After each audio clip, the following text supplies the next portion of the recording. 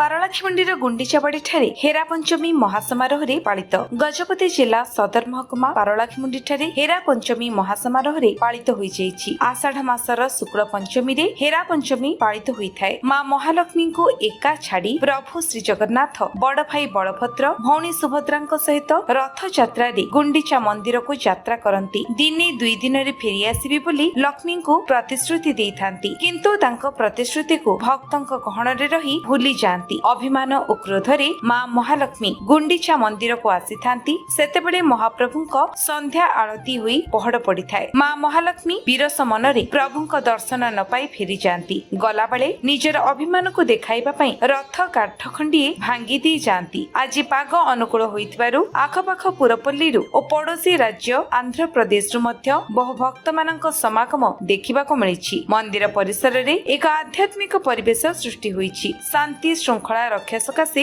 Police ମୁତୟନ ହୋଇଛି। जय जगन्नाथ जय जगन्नाथ नीलांचल निवासाय नित्याय परमात्मने बलभद्र सुभद्राभ्याम जगन्नाथाय ते नमः। आज श्रीगुंडीचार पंचम दिन अर्थात आज हेरा पंचमी महालक्ष्मी रोषणी दिन। आज रोषणी करके आज महालक्ष्मी निज आज जगन्नाथ रोषणी कर लगिकी जी महालक्ष्मी आज 5टा समय आसवे आसी रथ भांगे से बड़ पंडा को बांधिक हिसाब करके राग रोषाणी करके महाप्रभु को रागिकी बगड़ा चाउल फोपाड़ी सी आज जी उक्त दिन को हेरा पंचमी बोली कहती। हेरा हेरा अर्थ राग पंचमी आज है पंचम दिन से हेरा पंचम जर्जित हो नारी हार पंचमी कहती हेरा पंचमी कहती। आज महाप्रभुंर नरसिंह अवतार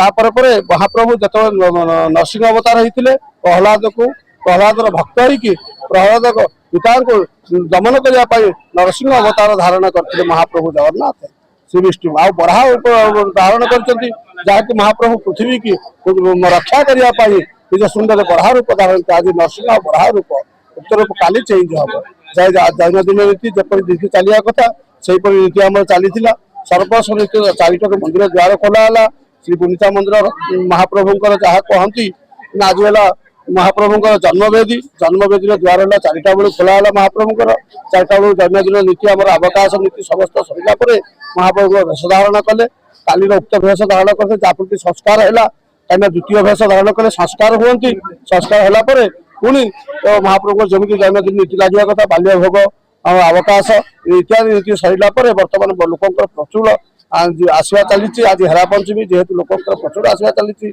बहुत लोक माँ मैंने आसुँच आज अमृतकुंड भोग करुँच जहाँ कि नरसिंह पाखे अमृतकुंड है सर्वश्रेष्ठ मना जाए।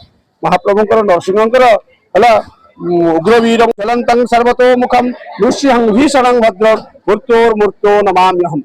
तके महाप्रभु नृसिंह उक्त मंत्र करी महाप्रभु को नृसिंह को यदि अमृतकुंड दान करा जाए सर्वस्त्र पाप क्षय हुए सर्वस्त्र रोग क्षय है सर्वस्त्र राग इत्यादि घरे सर्वस्व घर अत्यंत गंडगोल जहाँ थाए सर्वस्त्र पाप विमोचन हुए बोली नृसिंह दमन शास्त्र में कहा जाए।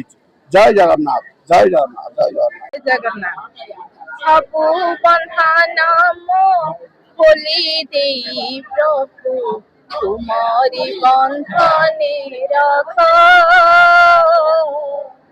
तुम्हारी बंधने रख सबु बंधन खोली देई प्रभु तुम्हारी बंधने रख तुम्हारी बंधने रख तुम प्रेम डोरी मगलारे भिड़ी टाणी निय तुम पाख तुम्हारी बंधने रख देखारे थाई जेते दिय मते लांछना मंत्रणा दुख सबू तो तुमर छलना बारे मु सबू तो तुमर छलना बारे मु मोटाण पण परख